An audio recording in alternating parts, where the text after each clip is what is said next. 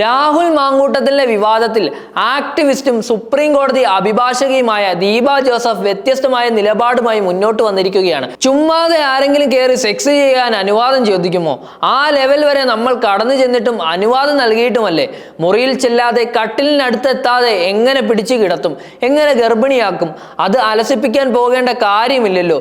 ഇനി ഇന്നൊരാളെ തകർക്കണം എന്നുണ്ടെങ്കിൽ അതിന് കഥിനെയൊന്നും വേണ്ട, ആറ്റം ബോംബും വേണ്ട, ഒരു സെക്സ് ബോംബ് മാത്രം മതി. ദീപയുടെ പോസ്റ്റ് രാഹുൽ മാങ്കൂട്ടത്തിൽ പീഡിപ്പിച്ച സ്ത്രീകളെ ആക്ഷേപിക്കുന്നു എന്നും പരാതി വന്നിട്ടുണ്ട്.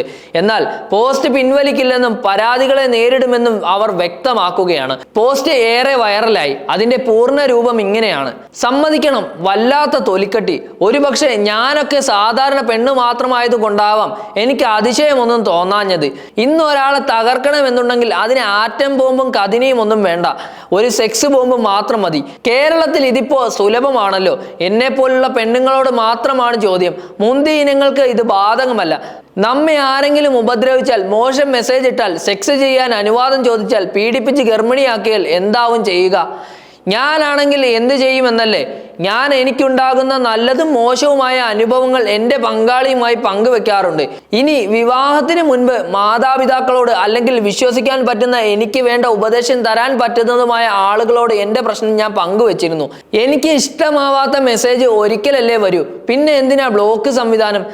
നമ്മുടെ പെരുമാറ്റം ഇതൊക്കെ ഒരു വലിയ ഘടകമാണ്. ചുമ്മാതെ ആരെങ്കിലും കയറി സെക്സ് ചെയ്യാൻ അനുവാദം ചോദിക്കുമോ? ആ ലെവൽ വരെ നമ്മൾ കടന്നു ചെല്ലാതെ, മുറിയിൽ ചെല്ലാതെ, കട്ടിലിൻ്റെ അടുത്തെത്താതെ എങ്ങനെ പിടിച്ചു കിടത്തും? സൂചിയും നൂലും കഥ പോലെ പിന്നെ എങ്ങനെ ഗർഭിണിയാക്കും? അത് അലസിപ്പിക്കാൻ പോകേണ്ട കാര്യമില്ലല്ലോ. കാണാൻ കൊള്ളാവുന്ന, കയ്യിൽ കാശുള്ള, അധികാരവും പ്രതാപവുമുള്ള ആണുങ്ങളെ തേടി മാത്രം വരുന്ന ഒരു സംഭവമാണിത്. ഇലക്ഷൻ സമയത്ത് മാത്രം വീശുന്ന ഒരു തരം കാറ്റ്. കാറ്റിന്റെ തുടക്കവും ഒടുക്കവും എവിടെ നിന്നാണെന്ന് ഒരുവിധം ആളുകൾക്കൊക്കെ മനസ്സിലാകും. ഉമ്മൻചാണ്ടിയെ വെറുതെ വിടാത്ത സരിതമാരുടെ കാലം. അവസാന സ്പർശനശേഷി നഷ്ടമായ ഒരു പ്രതാപകാലമാണ് ഈ കള്ളിയെ കാത്തിരിക്കുന്നത്. ഒരു പെണ്ണിനെ കണ്ടാൽ, ആണിനും പെണ്ണിനും കണ്ടാൽ പെണ്ണിന് ഇഷ്ടം തോന്നുക സ്വാഭാവികമാണ്. കാരണം അങ്ങനെയാണ് സൃഷ്ടികർത്താവ് പരസ്പരം പൂരികമായി ആണിനെയും പെണ്ണിനെയും മെനഞ്ഞിട്ടുള്ളത്. എന്ന് വെച്ച് ഒരുമാതിരി വെള്ളരിക്കാപ്പട്ടണം പോലെ ആയല്ലോ. കേരളത്തിലെ ഒരു പഴയ നിയമമന്ത്രി ഒരിക്കൽ ഒരു മെസ്സേജ് അയച്ചു. ദീപ, ഞാൻ ഹോട്ടലിൽ കാത്തിരിക്കുകയാണ്, എപ്പോൾ എത്തുമെന്നായിരുന്നു മെസ്സേജ്. എനിക്കൊന്നും മനസ്സിലായില്ല എന്ന് മാത്രമല്ല, ഞങ്ങൾ തമ്മിൽ കേരളത്തിലെ 1-2 കേസുകളെ കുറിച്ച് മാത്രം സംസാരിച്ചിട്ടുണ്ട് എന്നതൊഴിച്ചാൽ ഒരു പേഴ്സണൽ ലെവൽ ടോക്ക് ഉണ്ടായിട്ടില്ല. ഏതായാലും 2ാം തവണ മെസ്സേജ് വന്നപ്പോൾ ഞാൻ ഫോൺ വിളിച്ചു. സാർ, ആരെയോ കാത്തിരിക്കുന്നു എന്ന് മനസ്സിലായി. ഞാൻ ഡൽഹിയിൽ നിന്നാണ്, മെസ്സേജ് മാറിപ്പോയി. സാർ കാത്തിരിക്കുന്ന യഥാർത്ഥ ദീപയ്ക്ക് മെസ്സേജ് അയച്ചാലല്ലേ സാറിന്റെ കാത്തിരിപ്പിന് അർത്ഥമുണ്ടാകൂ എന്ന് തമാശ മട്ടിൽ ചോദിച്ചു. അദ്ദേഹം സോറി പറയുകയും ചെയ്തു. മെസ്സേജ് മാറിപ്പോയതാണെന്ന് പറയുകയുണ്ടായി. ഇത്രയുള്ള കാര്യങ്ങൾ. പെണ്ണ് കൊടുക്കുന്ന അവസരമാണ് ഒരാണിന് അവളുടെ ജീവിതത്തിലേക്ക് കടന്നു കയറാനും പടർന്നു കയറാനുമുള്ള ആദ്യ പടി. ഇഷ്ടമുണ്ടെങ്കിൽ തുറന്ന് സമ്മതിക്കുക, ഇഷ്ടമില്ലെങ്കിൽ തുറന്ന് നിരാകരിക്കുക. അല്ലാതെ കൂടെ പോയി കിടന്നു കൊടുത്തിട്ട് എനിക്ക് എല്ലാം മനസ്സിലായത് പിന്നെ അത് 3, 5, 10 വർഷം കഴിഞ്ഞിട്ട് എന്ന് പറയുന്ന രീതിയോട് ഒട്ടും യോജിക്കാൻ പറ്റുന്നില്ല. പിന്നെ അകത്തിടേണ്ട തുണി പുറത്തും, പുറത്തിടേണ്ട തുണി അകത്തും ഇട്ട് ഷോ കാണിച്ച് നടന്നിട്ട് പരിഷ്കാരവും ആവിഷ്കാര സ്വാതന്ത്ര്യവുമാണെന്ന് പറഞ്ഞിട്ട് എന്താണ് ഫലം? മാനം പോയി മീഡിയക്ക് മുന്നിൽ വന്നൊരുത്തിയെ കണ്ടപ്പോൾ എൻ്റെ വല്യമ്മച്ചി ചട്ടയിടുന്നതിന്റെ അടിയിലിടുന്ന സാധനം പോലെയാണ് എനിക്ക് തോന്നിയത്. ഇന്ന് അതൊക്കെ ഒന്ന് പുറത്തിട്ട് ചെണ്ട കൊട്ടാൻ ചില പെണ്ണുങ്ങൾ പാടുപെടുന്നത് കാണുന്നു. ഒരു കുലപുരുഷനും അങ്ങനെ അവളെ സ്വന്തമാക്കാൻ ആഗ്രഹിക്കുന്നുണ്ടോ എന്ന് സംശയമാണ്.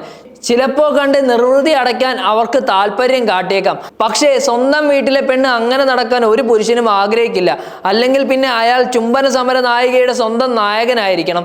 പെണ്ണൊരുമിട്ടാൽ എന്ന് കേട്ടിട്ടില്ലേ? സഹോദരന്മാരെ, ഈ തരം ആനവണ്ടി വന്നാൽ ഒന്ന് മാറിക്കൊടുക്ക്, വെറുതെ മെനക്കേടാകും.